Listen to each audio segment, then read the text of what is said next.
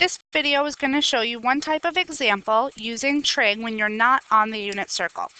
So it says circle O has a radius of 2 units. An angle with a measure of 30 degrees is in standard position.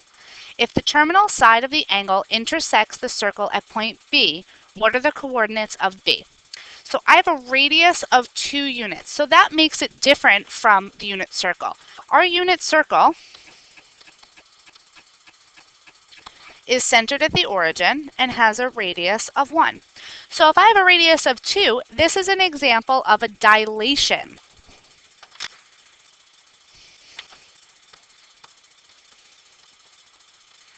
Because the radius is multiplied by 2.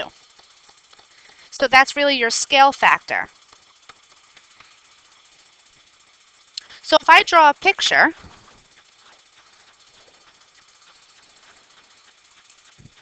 instead of being the point 1, 0, this is the point 2, 0. This would be the point 0, 2, negative 2, 0, and 0, negative 2. So let's go back to the question. I have an angle with a measure of 30 degrees in standard position.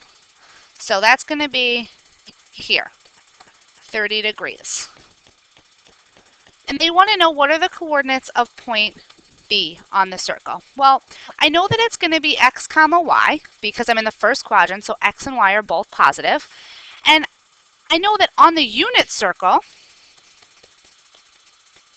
instead of x comma y, I could write cosine theta comma sine theta. But I'm not on a unit circle. I'm on a dilation of the unit circle. So what's happened is it's actually been multiplied by 2. So you're going to do the same thing you would do on the unit circle, except I'm going to multiply my final answer by 2. Now, I know what theta is. They told me that theta was 30 degrees. So that means that my answer is going to be 2 times the cosine of 30 degrees, comma, sine of 30 degrees. From your exact value chart, you should know that cosine of 30 degrees is radical 3 over 2, and the sine of 30 degrees is 1/2. And now what you're going to do is you're going to distribute this 2 on the outside into my coordinate point. If you need to, put that 2 over 1. So you're going to get 2 radical 3 over 2 and 2 over 2. And then if I simplify, I'm going to get radical 3 comma 1. So if I go back to my answer choices, it is choice 2.